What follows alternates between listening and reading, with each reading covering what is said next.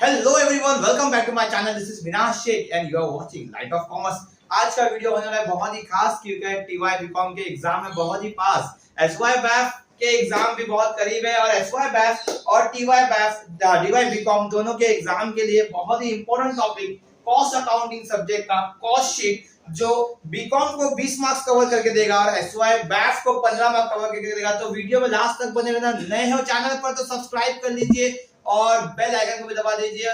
ज्यादा से ज्यादा लोगों तक वीडियो को शेयर कीजिए, क्योंकि शेयरिंग इज केयरिंग। तो बढ़ते हैं आज के वीडियो की तरफ।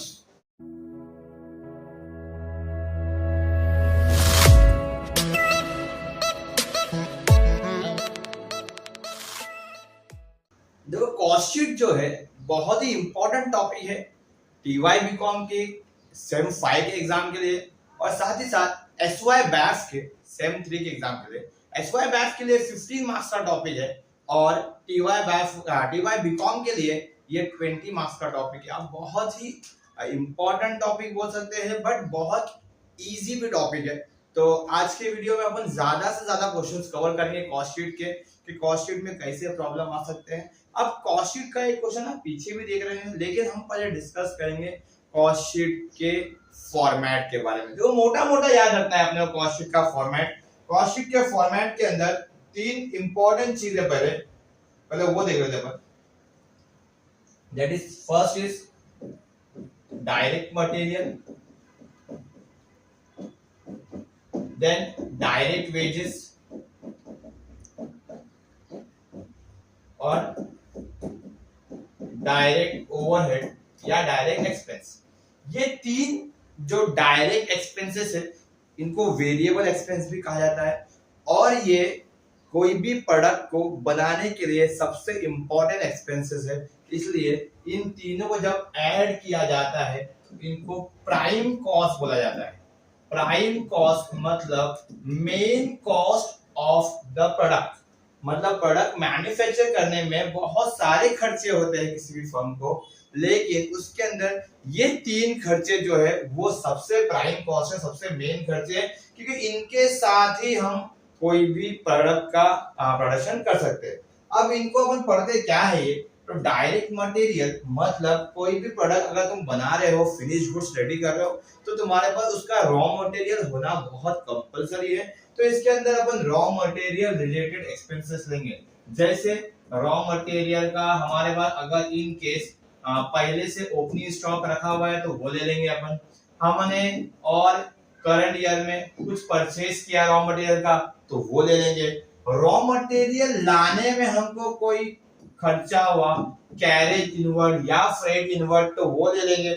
और हम लास्ट में एंड में क्लोजिंग स्टॉक को यहाँ से लेस करेंगे और ये सब मिला के हमको मिलेगा डायरेक्ट मटेरियल, या अच्छी कॉस्टिंग के लैंग्वेज से जिसको बोला जाता है रॉ मटेरियल कंज्यूम्ड। ओके, तो ये डायरेक्ट मटेरियल कॉन्सेप्ट के अंदर नॉर्मली ये 4-5 चीजें आती है। डायरेक्ट वेजेस में उतना कुछ आता नहीं है, लिखा हुआ आता है डायरेक्ट वेजेस है, एंड डायरेक्ट वेजेस लिखा आता है, कभी-कभी प्रोडक्शन वेजेस लिखा हुआ आता है क्वेश्चन के अंदर, तो हमको पहचानना पड़ता है कि भाई ये डायरेक्ट वेजेस है। और डायरेक्ट ओवरहेड मतलब वो भी लिखा हुआ आता है कि भाई डायरेक्टली ओवरहेड दिया हुआ रहता है। तो नॉर्मली हमको ज्यादा सोचना नहीं है इसके अंदर। ये 3 खर्चे हैं जिनको मिला के अपने को क्या मिलेगा, प्राइम कॉस्ट। अब इसके बाद एक इंपॉर्टेंट खर्चे की बात करता हूं मैं, जो होता है वर्क ओवरहेड, या तो फैक्ट्री ओवरहेड भी बोलते हैं इसको। वर्क ओवरहेड मतलब हर वो खर्चा जो फैक्ट्री रिलेटेड है वो हम वर्क ओवरहेड की कैटेगरी में डालते हैं। वर्क ओवरहेड प्राइम कॉस्ट के बाद का एक पॉइंट है, ओके, जिसके अंदर अपन फैक्ट्री का रेंट डाल सकते हैं, फैक्ट्री का इलेक्ट्रिसिटी बिल डाल सकते हैं। ओके, इसके अंदर इंपॉर्टेंट चीज इनडायरेक्ट मटेरियल आता है। गलती क्या करता है बच्चा, जब भी मटेरियल दिखता है तो वो डायरेक्ट मटेरियल में डाल देता है, लेकिन इनडायरेक्ट मटेरियल, इनडायरेक्ट वेजेस, ये सारे कॉन्सेप्ट इनडायरेक्ट वाले या नॉन प्रोडक्टिव वाले, ऐसा लिखा था non productive wages, non productive material, मतलब ऐसी चीजें जो इनडायरेक्ट या नॉन प्रोडक्टिव लिखा आता है, वो भी हमको वर्क ओवरहेड के हेड के अंदर लिखना है। Okay, is it clear? समझ में आ रहा है मैं क्या बोल रहा हूँ? तो वर्क ओवरहेड के अंदर इतनी सारी चीजें आती है, मोटा मोटा ही बता रहा हूँ, अगर सम के अंदर कुछ ज्यादा कुछ आया तो अपन सम में जब करेंगे तब डिटेल में देखेंगे। ओके, इसके बाद वर्क ओवरहेड के बाद हमको जो कॉस्ट मिलता है वो कॉस्ट को बोलते हैं वर्क कॉस्ट, सॉरी कौन सा कॉस्ट बोलते हैं, वर्क कॉस्ट या तो फैक्ट्री कॉस्ट बोलते हैं, जो बोलना है बोलो चलेगा। टेक्स्ट बुक के अंदर मोस्टली वर्क कॉस्ट लिखा रहता है। तो वर्क कॉस्ट आने के बाद हमको दो कॉस्ट मिल जाता है, एक प्राइम कॉस्ट और एक factory cost. Okay, work cost. Okay, अभी कोई भी प्रोडक्ट को बनाने के टाइम में जो खर्चा होता है वो प्राइम कॉस्ट में आ गया, factory related expenses work cost में, वर्क ओवरहेड में आ गया। इसके बाद अब इसको बेचना है, बेचने के लिए दो अहम चीजें हैं हमारे पास, एक तो हमको ऑफिस चाहिए और एक तो हमको सेल्स डिपार्टमेंट चाहिए। पहले जो दो खर्चे हैं वो दोनों खर्चे प्रोडक्शन रिलेटेड है और ये दोनों खर्चे हैं ये थोड़े बहुत डिस्ट्रीब्यूशन रिलेटेड है। सेल्स तो पूरा डिस्ट्रीब्यूशन रिलेटेड है और ये कैसा है, ये ऑफिस मैनेजमेंट रिलेटेड है कि भाई प्रोडक्ट जो हम खरीद रहे हैं उसको हमको बेचना है तो उसको मैनेज करने के लिए हमको ऑफिस एक्सपेंस लगता है। मतलब हमको एक ऑफिस लगेगा जिसका रेंट भरना पड़ेगा, हमको ऑफिस में फर्नीचर लगेगा तो फर्नीचर का डेप्रिसिएशन लगेगा अपने को। मतलब जो भी खर्चे हमारे ऑफिस रिलेटेड होंगे वो हम यहाँ पर लिखेंगे और जो भी खर्चे हमारे बेचने के रिलेटेड होंगे उसको हम यहाँ लिखेंगे। और इतना होने के बाद ये चैप्टर जो है, ये क्वेश्चन जो है वो खत्म हो जाता है। लोगों ने खाली इसके लिए बनाया गया है कि भाई ये बहुत हार्ड टॉपिक है, तो उतना हार्ड नहीं है टॉपिक, लेकिन मैं ये बोल सकता हूँ कि स्कोरिंग टॉपिक है, स्कोर कर सकता है बच्चा इसके अंदर। तो अपन मोटा मोटा वापस एक बार रिवाइज करते हैं। फॉर्मेट क्या है, direct material, direct wages, direct overhead, ये तीनों डायरेक्ट को मिलाएंगे हम तो हमको मिलेगा प्राइम कॉस्ट। प्राइम के कॉस्ट के बाद हम उसके अंदर वर्क ओवरहेड मतलब फैक्ट्री ओवरहेड को ऐड करेंगे तो अपने को मिलेगा वर्क कॉस्ट। हम उसके अंदर ऑफिस ओवरहेड को ऐड करेंगे तो हमको मिलेगा कॉस्ट ऑफ प्रोडक्शन। फिर फॉर्मेट के अंदर आता है opening stock of finished goods, closing stock of finished goods, बाद में बात करेंगे अपन। फिर हम सेलिंग ओवरहेड को ऐड करें तो कॉस्ट ऑफ सेल्स मिल जाता है और कॉस्ट ऑफ सेल्स और उसमें प्रॉफिट को ऐड करते हो सेल्स। लोगों को कॉस्ट शीट का फॉर्मेट आता रहेगा, नहीं आता है तो आपके टेक्स्ट बुक में लिखा हुआ है और हम यहाँ पे सब में डिस्कस करेंगे। तो ज्यादा लंबा नहीं करते हुए वीडियो को अपन क्या करेंगे, पहला सम सॉल्व करते हैं यहाँ पे। अब पहले सम के अंदर हमको सबसे पहले पहचानना है कि कौन सी चीज कौन से हेड के अंदर आएगी, या हर एक चीज कॉस्ट शीट में आएगी या नहीं भी आ सकती है, कोई चीज कॉस्ट शीट में नहीं आती है। सम को स्टार्ट करने से पहले दो एडजस्टमेंट, एक एडजस्टमेंट, तीन एडजस्टमेंट, ऐसे एडजस्टमेंट आते हैं, मतलब वो रीड कर देते। तो पहला एडजस्टमेंट अपना, the managers time is shared between the factory and the office in the ratio of 20:80। मतलब वो क्या बोल रहा है, हमारे मैनेजर जो है वो क्या कर रहे हैं, अपना टाइम शेयर कर रहे हैं। टाइम शेयर किसमें कर रहे हैं, फैक्ट्री में और ऑफिस में। अभी मैनेजर सैलरी यहाँ दिखते है, कहाँ है, यहाँ मैनेजर सैलरी, ये मैनेजर सैलरी है।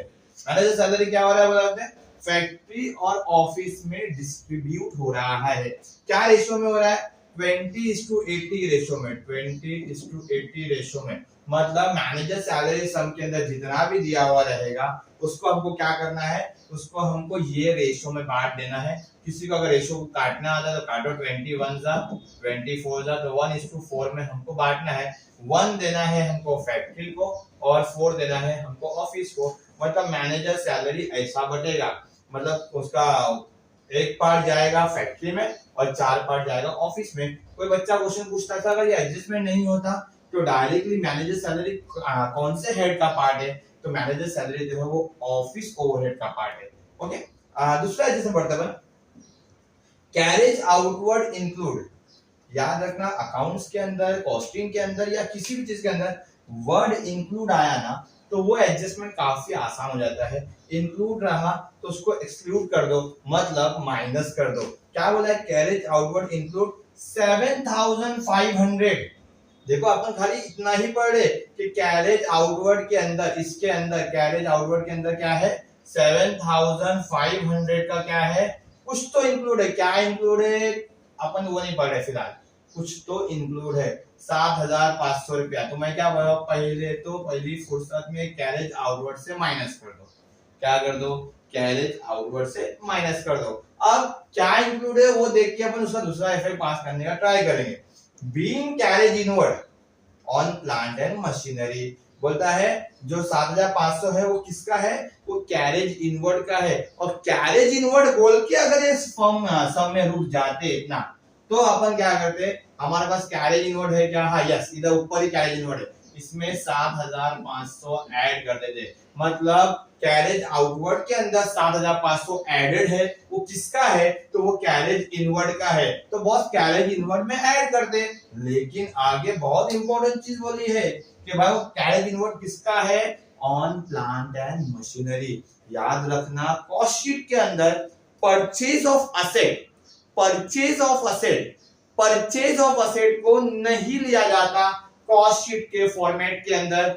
और परचेज ऑफ असेट करते हुए कोई भी कैरेज लगा हो, भाड़ा लगा हो, फ्रेट लगा हो, तो वो भी कॉस्ट शीट में नहीं लिया जाता। मतलब carriage inward on plant and machinery दिया हुआ है, इसलिए ये 7500 हमारा कैरेज इनवर्ड जो है सम का वो नहीं है, क्योंकि ये जो कैरेज इनवर्ड है, ये carriage inward raw material carriage inward है, और ये plant and machinery carriage inward नहीं है। कॉस्ट शीट के अंदर प्लांट एंड मशीनरी नहीं लेंगे, फर्नीचर नहीं लेंगे, से डिलीवरी वैन नहीं लेंगे, और उनके ऊपर लाने का कैरेज भी यहाँ पर कॉस्ट शीट में नहीं आता है। आगे बात करें कौन सी चीज कहाँ आती है, तो पहला दिया हुआ स्टॉक ऑफ मटेरियल ओपनिंग, तो ये मटेरियल है, तो ये डायरेक्ट मटेरियल में आएगा। ये भी मटेरियल है बट क्लोजिंग है, तो डायरेक्ट मटेरियल से लेस होगा। Purchase of material direct material में आएगा। डायरेक्ट वेजेस तो खुद एक हेड है, 3 हेड की बात क्या मैंने बोले, direct material, direct wages, direct overhead. तो डायरेक्ट ओवरहेड, डायरेक्ट वेजेस जो है ये खुद हेड है। डायरेक्ट एक्सपेंसेस, डायरेक्ट एक्सपेंसेस मतलब डायरेक्ट ओवरहेड, तुम डायरेक्ट एक्सपेंसेस लिखो या डायरेक्ट ओवरहेड लिखो, both are right. Okay, then word आया इनडायरेक्ट। मैंने अभी थोड़ी देर पहले बोला जब फॉर्मेट एक्सप्लेन कर रहा था कि इनडायरेक्ट जैसे ही वर्ड आएगा तो आपने फट से क्लिक होना चाहिए। इनडायरेक्ट मतलब factory, indirect wages factory, indirect material factory, indirect expenses factory. कोई भी वर्ड इनडायरेक्ट के साथ में है या अनप्रोडक्टिव या नॉन प्रोडक्टिव के साथ में है तो वो फैक्ट्री है। ओके, आगे बात करें salaries to administrative staff. Word administrative मतलब भाई ऑफिस का खर्चा, एडमिन का खर्चा। हेडिंग डाल दो एडमिन ओवरहेड तो भी चलेगा, हेडिंग डाल दो ऑफिस ओवरहेड तो भी चलेगा। कैरेज इनवर्ड, कैरेज इनवर्ड जो है ये मटेरियल का पार्ट है। बच्चा याद रखना भूल जाता है कि कैरेज इनवर्ड किसका पार्ट है, तो डायरेक्ट मटेरियल का पार्ट है कैरेज इनवर्ड। कैरेज आउटवर्ड जो है, कैरेज आउटवर्ड जो है ये ऐसा कैरेज है जो हमको प्रोडक्ट बेचने के टाइम पर लगता है, तो इसको सेलिंग ओवरहेड में लिया जाता है। सेलिंग ओवरहेड, मैनेजर सैलरी को तो हम बांट चुके हैं फैक्ट्री और ऑफिस के अंदर। जनरल चार्जेस को हमको ऑफिस में लेना है, मतलब ऐसे कोई भी खर्चे जो जनरली होते हैं वो ऑफिस में गिना जाता है, इसको मिसलेनियस एक्सपेंस बोलते हैं। Legal charges for criminal suit, बोलता है कि भाई कोई क्राइम हो गया था, हमने किसी पे शायद केस किया था, उसका लीगल चार्जेस लगा है। बॉस हम कर रहे हैं कॉस्ट शीट। कॉस्ट शीट किसका, cost sheet of a product, मतलब एक प्रोडक्ट को मैन्युफैक्चर करने से लेकर तो डिस्ट्रीब्यूट करने तक जो जो खर्चा होता है बॉस वो हमको यहाँ लेना है। अब लीगल चार्जेस कोई क्रिमिनल का है तो हमको यहाँ इस चार्जेस को हमारे कॉस्ट शीट में नहीं ले सकते हैं। ये एक्सपेंस तो है बॉस, लेकिन ये फाइनेंशियल रिकॉर्ड का एक्सपेंस है, कॉस्ट बुक का एक्सपेंस नहीं है, इसलिए इसको यहाँ से हम इग्नोर करेंगे, निकाल देंगे, सब में नहीं आएगा boss. Commission on sales, selling overhead, fuel factory overhead, electricity charges लिखा है फैक्ट्री तो factory overhead, directors fees office overhead, repairs to plant and machinery तो फैक्ट्री ओवरहेड क्योंकि प्लांट एंड मशीनरी फैक्ट्री में होता है। Rent rates and taxes factory तो factory overhead, rent rates and taxes office तो ऑफिस ओवरहेड। बच्चा पूछता है सर यहाँ पे तो मेंशन किया है बॉस कि फैक्ट्री है तो आपने फैक्ट्री लिखा, ऑफिस है तो ऑफिस लिखा। अगर सर ये फैक्ट्री और ऑफिस प्रिंटेड नहीं होता तो मैं बोलूंगा रेंट रेट्स एंड टैक्सेस डालेंगे अपन बाय डिफॉल्ट ऑफिस में। प्रिंटेड है फैक्ट्री तो फैक्ट्री, नहीं बोला है तो boss office. Depreciation on plant and machinery factory, okay, depreciation on furniture office, क्योंकि फर्नीचर ऑफिस में होता है ये अज्यूम किया जाता है, तो मुझे फैक्ट्री में भी फर्नीचर हो सकता है, लेकिन ये अजम्पशन है कि फैक्ट्री में मशीनरी होती है और फर्नीचर ऑफिस में होता है। सेल्समैन सैलरी जो है वो सेलिंग ओवरहेड में आएगा और ऑडिट फीस जो है वो ऑफिस ओवरहेड में आएगा। तो यहाँ पर अपन ने मोटा मोटा डिस्कशन कर लिया है, आगे बताऊंगा आपको प्रेजेंट कैसा करना है सब में। तो will start with the cost sheet का format. First format prime cost का, जिसके अंदर मैंने बताया 3 डायरेक्ट आएंगे, direct material, direct wages, direct overhead. Is it clear, समझ में आ रहा है? तो देखते हैं अपन क्या क्या आएगा। तो यहाँ पर देखो मैंने लिख के रखा है ऑलरेडी कि वीडियो ज्यादा लंबा ना हो जाए, इसलिए डायरेक्ट मटेरियल, डायरेक्ट मटेरियल के हेडिंग के अंदर अपन ने क्या लिखा है, opening stock, purchase, carriage inward. देखो यहाँ पे भी मैं बताता तुमको कि यहाँ भी हमने डायरेक्ट मटेरियल किसको लिखा था, ओपनिंग स्टॉक, परचेज और कैरेज इनवर्ड। तुम बोले सर क्लोजिंग को भी लिखा था, मैं बोला क्लोजिंग को माइनस करना है ना, तो पहले अपन प्लस वाला देखते हैं। ओके, कि भाई अपन ने कहां क्या क्या लिखा है।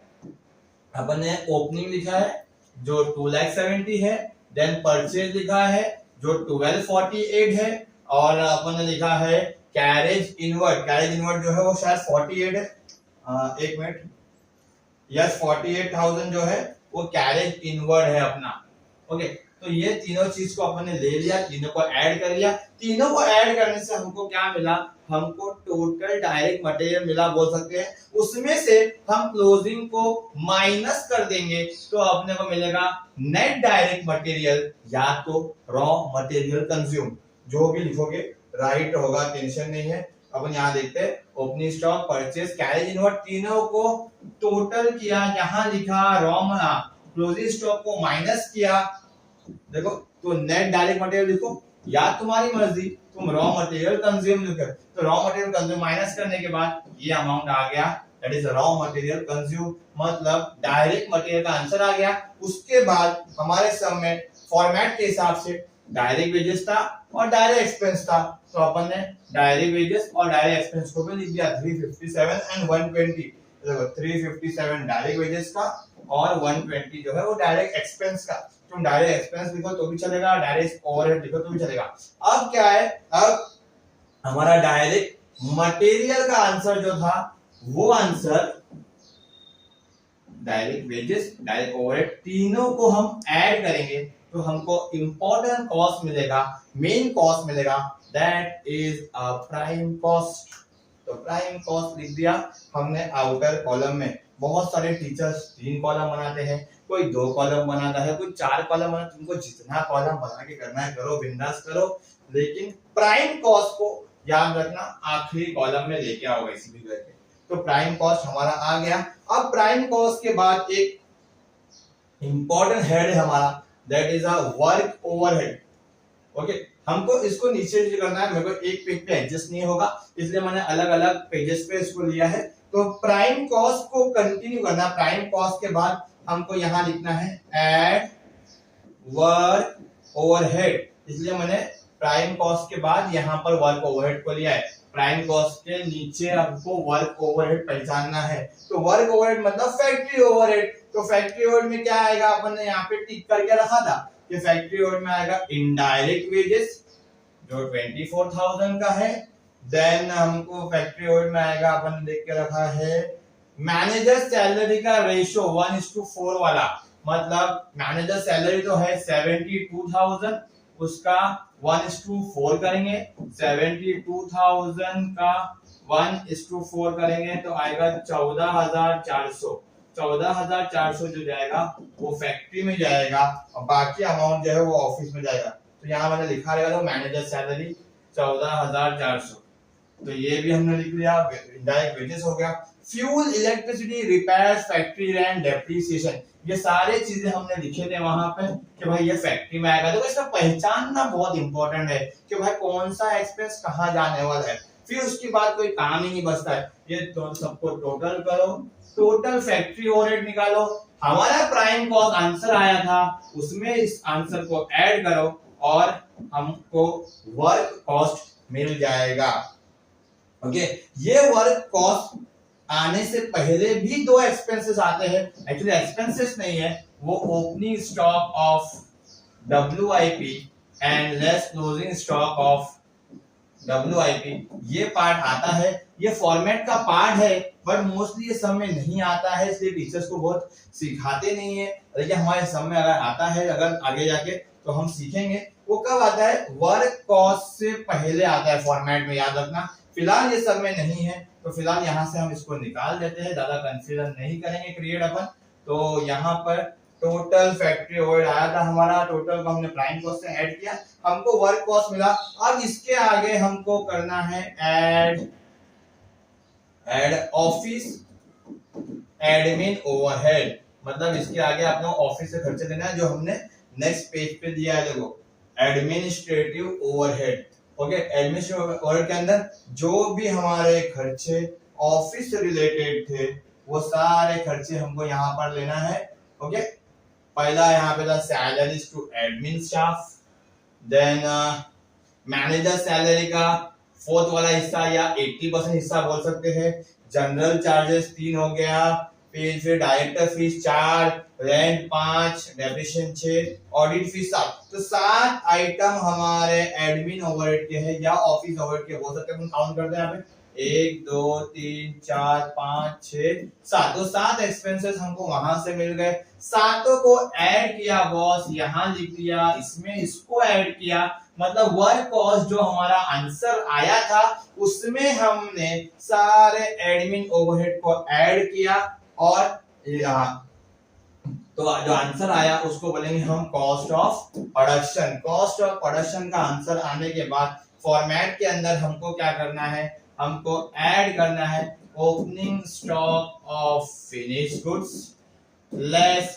Closing stock of finish goods. Normally सब में ये रहता है, बट ये सब में नहीं है, इसलिए हमने कॉस्ट ऑफ प्रोडक्शन के बाद फिनिश गुड्स वाली लाइन निकाल दिया। यहाँ पर लिया ही नहीं हमने फिनिश गुड्स वाला लाइन, बट अगर आगे के सब में आएगा तो मैं ये चीज को एक्सप्लेन करूंगा, बहुत इंपॉर्टेंट चीज है ये। फिलहाल कॉस्ट ऑफ प्रोडक्शन के बाद हमारे फॉर्मेट में जो है वो सेलिंग ओवरहेड है, और ये हमारे फॉर्मेट का सबसे लास्ट पड़ाव, लास्ट लेवल बोल सकते हैं, जिसके अंदर जो जो एक्सपेंसेस बच जाते हैं वो हम सेलिंग ओवरहेड में डाले हुए हैं। जो यहाँ पर देखें अगर, तो पहला है कैरेज आउटवर्ड, ये हमारा सेलिंग का पार्ट है। इसमें भी हमारे क्वेश्चन में 37,500 का अमाउंट था, हमको 7,500 लेस करना था, वो नहीं भूलना है अपने को। 7,500 लेस करके जो अमाउंट आएगा 30,000 वो हम शो करेंगे। उसके अलावा सेलिंग में हमारा कमीशन है, 2 एक्सपेंस हो गए, देन सेल्समैन सैलरी है 3 हो गए, और कुछ है क्या सेलिंग में? नहीं, और कुछ नहीं है।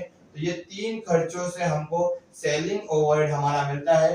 तो ये carriage outward, commission and salesman salary, तो यहाँ पे भी मैंने शो करके बताया है कि भाई कैसा वो 37,500 से 30,000 हो गया। ये तीनों को ऐड किया हमने तो हमको मिला टोटल सेलिंग ओवरहेड। हमारा जो कॉस्ट ऑफ प्रोडक्शन यहाँ आया था 22,90,000 का, उससे ही हमको कंटिन्यू करना है। तो 2298 में हमको ये 1,08,000 ऐड करना है, उसके बाद हमको कॉस्ट ऑफ सेल्स मिलेगा। मतलब अब प्रोडक्ट जो है वो रेडी है बिकने के लिए, इतना खर्चा हो चुका है उसके ऊपर, अब उसको बेच रहे कैसा है वो इम्पोर्टेंट है। 24,06,000 रुपया टोटल प्रोडक्ट का कॉस्ट पड़ा है। अब बेचने का क्राइटेरिया हमारे सब में दिया हुआ है, selling price is 120% of the cost price. My dear student, अगर कैलसी है आपके पास तो ले लीजिए हाथ में। सेलिंग प्राइस के बारे में बोला है जो 120% है कॉस्ट प्राइस का, तो कैलकुलेटर में ये अमाउंट ले लो, 24,06,000 इंटू करो 120%, तो अपने को जो मिलेगा that will be your selling price 28,87,200। ये सेलिंग प्राइस है हमारा, और याद रखना हमारा टोटल कॉस्ट या कॉस्ट ऑफ सेल्स और सेलिंग प्राइस का जो डिफरेंस है that is 4,81,200 is our profit। Okay, तो यहाँ पर ये फॉर्मेट खत्म होता है, ये सम खत्म होता है। एग्जाम में ऐसा सम आ सकता है, फॉर्मेट बेस्ड सम है, बेसिक सम है, मेन सम बोल सकते हैं कि अगर ये सम आया तो आगे के सारे सम आपको क्लियर होंगे। तो बढ़ते हैं हमारे सेकंड सब की तरफ। सेकंड क्वेश्चन भी हमारा सेम फॉर्मेट बेस्ड क्वेश्चन करेंगे, 2 से 3 क्वेश्चन अपन करेंगे जिसके अंदर अपना ये कॉस्ट शीट का फॉर्मेट क्लियर हो जाए। ज्यादा लंबा वीडियो बन रहा है लेकिन ठीक है, सब समझ में आ रहा है तो बस है। ओके, तो यहाँ पर भी पहले अपन एडजस्टमेंट रीड करते हैं। पहला एडजस्टमेंट है, out of 48 hours in a week manager devote 40 hours for factory and 8 hours for office. वापस से एक बार मैनेजर के ऊपर एडजस्टमेंट है, तो मैनेजर सैलरी पे एडजस्टमेंट है। ये एडजस्टमेंट मैनेजर सैलरी पे है। बोलते मैनेजर सैलरी जो भी डिसाइड होगा, मतलब है सॉरी 60,000 रुपया, इसको 40:8 में बांट दो। 40:8 को अगर अपन छोटा करें और तो 5:1 बोल सकते हैं, मतलब 50,000 और 10,000 में बांट दो। किसमें 50,000 बांटो फैक्ट्री को और बाकी का ऑफिस को, क्योंकि मैनेजर ऐसा ही टाइम दे रहा है। ज्यादा टाइम फैक्ट्री में दे रहा है तो ज्यादा खर्चा फैक्ट्री में हो रहा है, ज्यादा टाइम कम टाइम ऑफिस में दे रहा है तो कम खर्चा उसका ऑफिस में हो रहा है। तो मैनेजर की सैलरी को ऐसा हमको बांटना है। आगे the manager fix the selling price at the rate, ये सेलिंग प्राइस की बात है, लास्ट की बात है। तो यहाँ से वापस आए थे, opening stock of raw material once again direct material, मेरे साथ साथ बोलो तो समझ में आएगा। Closing stock of raw material, ये भी डायरेक्ट मटेरियल लेकिन less from direct material. Raw material purchase direct material, हर मटेरियल जो है वो डायरेक्ट मटेरियल में आएगा बॉस। ओके, हर मटेरियल डायरेक्ट मटेरियल में आएगा, लेकिन सिर्फ और सिर्फ इनडायरेक्ट मटेरियल, इनडायरेक्ट मटेरियल जो है वो फैक्ट्री का पार्ट है। ओके, देन है ड्राइंग ऑफिस सैलरी। बच्चा देखो बहुत कंफ्यूज होता है इसके अंदर कि ड्राइंग ऑफिस सैलरी, उसको लगता है कि ऑफिस का पार्ट है, कि ऑफिस का एक्सपेंस है ड्राइंग ऑफिस। लेकिन my dear student, drawing office salary जो है वो फैक्ट्री का पार्ट है, वो फैक्ट्री एक्सपेंसेस में आता है। तो यहाँ लिखा रहेगा मैंने फैक्ट्री वर्क ओवरहेड के अंदर। तो ड्राइंग ऑफिस सैलरी जो है वो फैक्ट्री एक्सपेंस है, याद रखना हमेशा। ड्राइंग ऑफिस मतलब फैक्ट्री एक्सपेंस या वर्क ओवरहेड, अगर वर्क ओवरहेड लिख रहे तो। Okay, royalty on production. Okay, royalty on production याद रखना डायरेक्ट एक्सपेंस का पार्ट है। ऑन प्रोडक्शन, प्रोडक्शन वर्ड आया ना तो ये डायरेक्ट ही है। तो डायरेक्ट के अंदर हमारा 3 ऑप्शन है, direct material, direct wages, direct expense. तो बॉस ये वेजेस है क्या? नहीं। बॉस ये मटेरियल है क्या? नहीं, मटेरियल भी नहीं है, वेजेस भी नहीं है, तो क्या है? तो डायरेक्ट एक्सपेंस है। तो रॉयल्टी ऑन प्रोडक्शन जो है वो कहाँ आएगा? डायरेक्ट एक्सपेंस में आएगा। Carriage inward once again direct material में आएगा। कैरेज इनवर्ड जो पार्ट है वो डायरेक्ट मटेरियल का पार्ट है। कैश डिस्काउंट अलाउड, कोई भी डिस्काउंट कॉस्ट शीट में नहीं आता है, क्योंकि कैश डिस्काउंट कब होता है? जब प्रोडक्ट बेच देते हैं, पैसा देने के टाइम का discount is a cash discount. तो याद रखना कैश डिस्काउंट कॉस्ट शीट का पार्ट नहीं है। Repairs to plant and machinery, repairs to plant and machinery जो है वो आएगा फैक्ट्री ओवरहेड में, या वर्क ओवरहेड जो लिखना है वो लिखो। रेंट एंड टैक्सेस फैक्ट्री बोला है, वंस अगेन फैक्ट्री या वर्क जो लिखना है वो लिखो। रेंट एंड टैक्सेस ऑफिस बोला है तो ऑफिस या एडमिन जो लिखना है वो लिखो। Office conveyance once again office. Salesman salary, selling, productive wages, productive wages direct wages. Non productive wages, non productive word आया, नॉन प्रोडक्टिव बोलो कहाँ आएगा? चलो अभी बताया मैंने वीडियो में पहले ही कि नॉन प्रोडक्टिव कहाँ आएगा। तो नॉन प्रोडक्टिव हमेशा फैक्ट्री का पार्ट है boss. Depreciation on plant and machinery factory, depreciation on office furniture office, director fees office, gas water charges factory factory, gas water charges office office. Manager को पहले ही distribute कर चुके अपन। Cost of catalogue printing, catalogue हमको क्यों लगता है बॉस? कोई भी चीज को बेचने के लिए लगता है। जैसे selling overhead, loose tools written off, loose tools written off मतलब डेप्रिसिएशन होता है। लूज टूल्स कहाँ होता है? पकड़ पाना, नट वगैरह कहाँ होता है? ये होता है फैक्ट्री में। तो ये फैक्ट्री ऑफिस में, फैक्ट्री में जाएगा। ट्रेड फेयर एक्सपेंसेस, अजान हो रही, रुकते एक बार। तो लास्ट एक आइटम बचा था, that is trade fair expenses. तो ट्रेड फेयर एक्सपेंसेस जो आएगा वो सेलिंग ओवरहेड में आएगा। तो यहाँ पर हमारे सारे एक्सपेंसेस कहाँ पर कौन से हेड में आएंगे अपन ने डिस्कस कर लिया। आगे हम फॉर्मेट पे उसको पुट करके देखते हैं कि क्या आएगा। तो डायरेक्ट मटेरियल के अंदर अपने 3 चीज की बात की थी, opening, purchase, carriage inward. Opening stock, purchase and carriage inward. Then उसको टोटल करने के बाद less closing stock of raw material. ये हमने कहाँ बात किए थे? डायरेक्ट मटेरियल के अंदर। तो ये तीनों चीजों को हमने यहाँ पे टिक भी किया, direct material, direct material, direct material, और यहाँ पर कैरेज इनवर्ड। ये 4 आइटम में से एक लेस होगा, बाकी तीनों ऐड होंगे, वो देखे अपन ने यहाँ पर ऐड लेस करने के बाद जो अपने को मिला नेट डायरेक्ट मटेरियल या raw material consume. Then direct wages के अंदर वर्ड आया था प्रोडक्टिव वेजेस, तो ये ले लिया अपन ने। डायरेक्ट एक्सपेंस के वर्ड आया था रॉयल्टी ऑन प्रोडक्शन, तो ये ले लिया। ये तीनों भी आइटम को मतलब डायरेक्ट मटेरियल का टोटल या तो नेट अमाउंट, वेजेस का अमाउंट एंड डायरेक्ट एक्सपेंस का अमाउंट मिलेगा, मिला के हमको क्या मिलेगा, prime cost, main cost. Okay, then prime cost के आगे बढ़ेंगे अपन, तो प्राइम कॉस्ट से कंटिन्यू किया यहाँ पे मैंने कि सारे फैक्ट्री के खर्चे, सारे फैक्ट्री खर्चे मतलब वर्क ओवरहेड या फैक्ट्री ओवरहेड कोई अगर लिखता है तो भी चलेगा। ओके, ये सारे एक्सपेंस मैंने ड्राइंग ऑफिस सैलरी जब बताया था, जब एक्सप्लेन किया, के बाद फैक्ट्री में आता है repairs to plant and machinery, plant and machinery का डेप्रिसिएशन, रिपेयर सारे खर्चे इसके अंदर आते हैं। फैक्ट्री का rent, depreciation on plant and machinery, factory का gas and water charges, manager का सैलरी जो है वो रेशियो का सैलरी है। यहाँ बताया था मैंने कि मैनेजर की सैलरी को रेशियो में बांटना है, अपने को 60 को बांटना है अपने को 5:1 में, तो हमने देखा था 50,000 आएगा मैनेजर सैलरी, तो 50,000 मैनेजर सैलरी आ गया यहाँ पर। देन इसके बाद लूज टूल्स रिटर्न ऑफ जो नीचे आया था हमारे बॉटम पे, वो भी हमारा फैक्ट्री का ओवरहेड है। सारे खर्चों को ऐड करेंगे, टोटल फैक्ट्री ओवरहेड मिलेगा। प्राइम कॉस्ट में ऐड करेंगे फैक्ट्री ओवरहेड को, तो हमको मिलेगा वर्क कॉस्ट या तो फैक्ट्री कॉस्ट। आगे बढ़ेंगे अपन फॉर्मेट के अंदर वर्क कॉस्ट के आगे, तो एडमिन ओवरहेड, ऑफिस से रिलेटेड खर्चे तथा ऑफिस का रेंट, ऑफिस का कन्वेंस, ऑफिस फर्नीचर पे डेप्रिसिएशन। डायरेक्टर बॉस कहां बैठता है, ऑफिस में, डायरेक्टर का खर्चा, डायरेक्टर की सैलरी, ऑफिस का gas and water charges, manager का सैलरी जो रेशियो निकाला था 5:1 का, तो 1 वाला यहाँ पे 10,000, वो सारे खर्चे ऑफिस के ऐड करेंगे तो हमको मिलेगा टोटल ऑफिस ओवरहेड या टोटल एडमिन ओवरहेड। इसको हम वर्क कॉस्ट में ऐड कर देंगे, तो ये दोनों खर्चे मिला के हमको मिलेगा कॉस्ट ऑफ प्रोडक्शन, या तो नहीं इसको कॉस्ट ऑफ प्रोडक्शन ही बोला जाता है। आगे बढ़ेंगे अपन, तो add opening stock of finished goods less closing stock of finished goods, format का पार्ट है, हमारे सब में नहीं है। आगे बढ़ेंगे, add selling overhead, selling overhead या सेल्स एंड डिस्ट्रीब्यूशन ओवरहेड, जो लिखना है लिखो।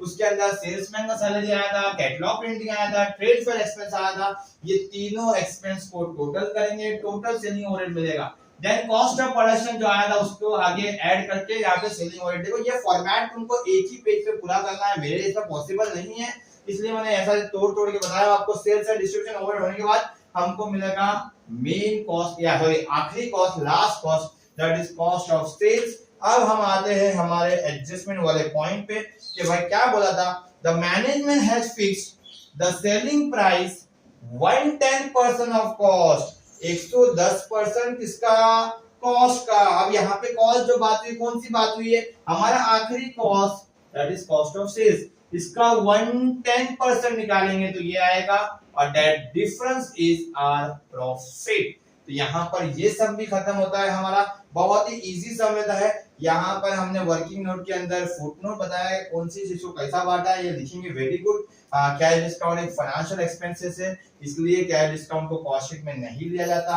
Drawing office is an engineering office as part of the factory, जैसा मैंने बताया फैक्ट्री में आएगा। और मैनेजर सैलरी को जो रेशियो में डिस्ट्रीब्यूट किया है वो करके दिखाया है, अगर आप नीचे करके दिखाओगे तो वेरी गुड, आपके लिए अच्छा है। प्रेजेंटेशन में फर्क पड़ेगा, एग्जामिनर्स को मार्क्स कट करने का जगह नहीं मिलेगा, तो जितना आप वर्किंग नोट नीचे दिखा सकते हो, फुट नोट दिखा सकते हो, शो करो, लेकिन इसी के साथ साथ टाइम का भी ख्याल रखना। अगर तुमको सम में बहुत टाइम लग रहा है करने को, तो ये सब चीज को अवॉइड करते हुए आगे बढ़ो नेक्स्ट सम के अंदर। तो नेक्स्ट सम के अंदर वेरी इंपॉर्टेंट, नेक्स्ट सम के अंदर हमको क्या करना है, यहाँ पे एडजस्टमेंट था वो जो कट हो गया उसकी बात भी कर लेते हैं। एक एक बताओ एडजस्टमेंट दे देता, एडजस्टमेंट क्या है वो। क्वेश्चन के अंदर एक लाइन कट थी, selling price is 120% of cost price, वो लिख लिया मैंने।